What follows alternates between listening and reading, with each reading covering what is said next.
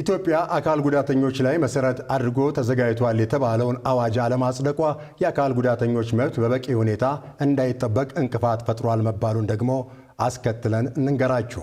ይህ በተባለበትና ዓለም አቀፉን የአካል ጉዳተኞች ቀንን አስመልክቶ በተሰጠ መግለጫ ላይ የአካል ጉዳተኞችን ጥያቄዎችና መብቶች ማካተቱ የተነገረለት ብሔራዊ የአካል ጉዳተኞች መብት አዋጅ ብዙ ዓመታትን ወስዶ አሁንም ድረስ ጸድቆ አለመተግበሩ ጥያቄ አስነስቷል። በሀገር አቀፍ ደረጃ በትግራይ ክልል ይከበራል የተባለው ዓለም አቀፍ የአካል ጉዳተኞች ቀን አስመልክቶ የተሰጡ መግለጫዎችን ሰላማዊት ጌታሰውነች የተከታተለችው። ዝርዝር ዘገባው እንደሚከተለው ይቀርባል። ዓለም አቀፉ የአካል ጉዳተኞች ቀን ዘንድሮ በሀገር አቀፍ ደረጃ ህዳር 24 ቀን 2018 ዓ.ም አካል ጉዳተኝነትን የሚያካትት ማህበረሰብ መገንባት ለተሻለ ማህበራዊ እድገት በሚል መሪ ቃል በተለያዩ ሁነቶች ሊከበር ቀጠሮ ተይዞለታል። በዚህ ዓመት የአካል ጉዳተኞች ቀን በትግራይ ክልል አስተናጋጅነት በመቀለ ከተማ እንደሚከበር የተገለጸ ሲሆን በዓሉ ከአካል ጉዳተኞች ማህበራት ፌዴሬሽን እንዲሁም መንግስታዊና መንግስታዊ ካልሆኑ አካላት ጋር በመሆን በተለያዩ ሁነቶች ነው ይከበራል የተባለው። እንደ ሀገር አካታች ማህበረሰብ ለመፍጠር የሚደረገው ጥረት አካል ጉዳተኞችንም በትክክል ታሳቢ ያደረገ መሆኑን በየጊዜው ማስታወስና መከታተል ስለሚገባ ነው የዓለም አካል ጉዳተኞች ቀንን በኢትዮጵያ ማክበር ያስፈለገው ሲሉ የሴቶችና ማህበራዊ ጉዳይ ሚኒስቴርና የኢትዮጵያ አካል ጉዳተኞች ማህበራት ፌዴሬሽን በጋራ መግለጫ ሰጥቷል። በዚህ መግለጫ ላይም ዘንድሮ ባህሉ በትግራይ ክልል እንደሚከበር ተጠቁሟል።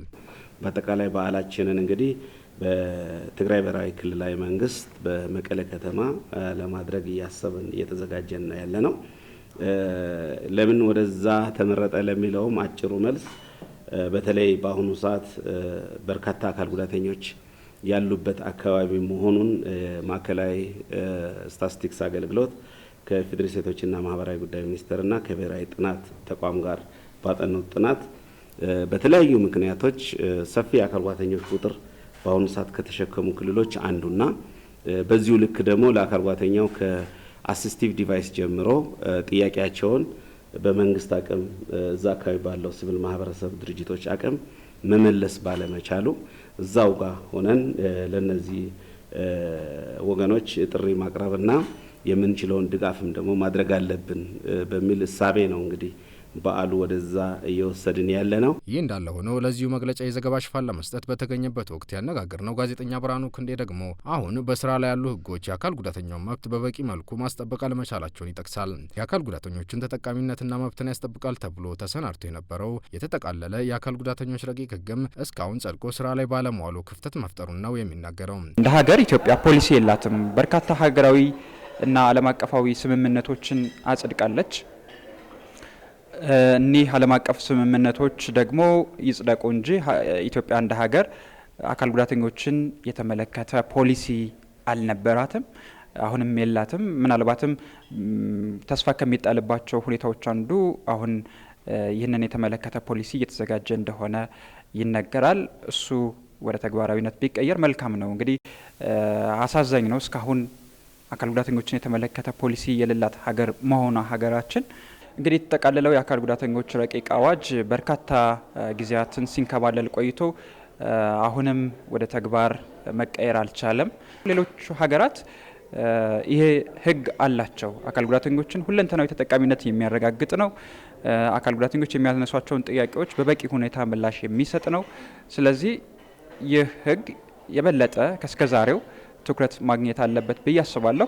የኢትዮጵያ አካል ጉዳተኞች ብሔራዊ ማህበር ይህንኑ የአካል ጉዳተኞች ቀንን አስመልክቶ በዛሬው ዕለት በሰጠው መግለጫ ላይም ይህንኑ የህግ ክፍተት ጉዳይ አንስቶ ነበር። በኢትዮጵያ አካል ጉዳተኞችን መሰረት ያደረገ ህግ ባለመኖሩ አካል ጉዳተኞች እንደ ሶስተኛ ዜጋ እየታዩ መሆኑንም ማህበሩ በዚሁ መግለጫ ላይ ጠቅሷል።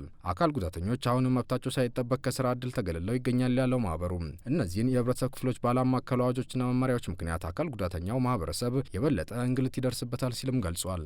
ልብ ሊባል የሚገባው ዛሬ የምናከብረው የደስታ ቀን ወይንም የምስጋና ቀንን አይደለም። ይህ ቀን በኢትዮጵያ በሚሊዮኖች የሚቆጠሩ ድምጻቸው አልሰማ ስላለ አካል ጉዳተኞች ጆሮ ካለ ድምጻችንን ከፍ አድርገን የምናሰማበት ቀን ነው።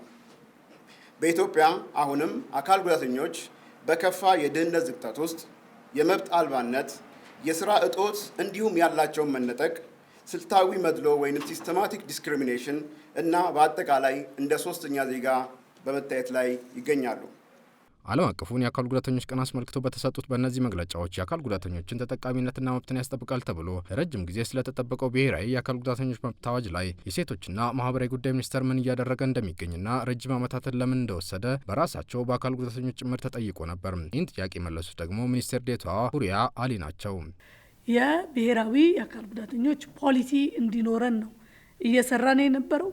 በተቻለ መጠን እኛ በጥሩ በሆነ መንገድ አጠናቀን ለሚመለከተው አካል አቅርበናል። የሚመለከተው አካልም ማየት ያለበት መፈተሽ ያለበት አለ። ያንን ፈትሾ ለመጨረሻ እንዲጸድቅ በቅርቡ እንደሚያቀርብ ተስፋ እናደርጋለን ማለት ነው። ስለዚህ አንዳንዴ ሂደቶች የሚወስዱት ጊዜ አለ። የሚወስደው ጊዜ ግን ለመልካም ነው፣ ለተሻለ ነገር ነው ብሎ መውሰድ የተሻለ ነው ብዬ አምናለሁ።